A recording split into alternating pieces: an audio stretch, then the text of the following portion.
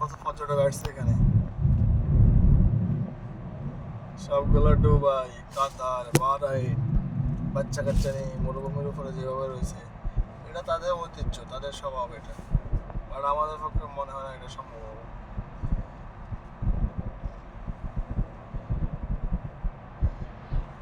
আজকে আমার শরীরটা ওই জন্য ফুলাই দিয়েছে, পর্যটকদের দেখতে।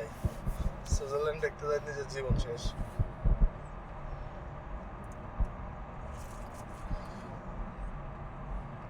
এগুলো হলো দোকান, একটা দোকান 3-4 হাজার রিয়াল।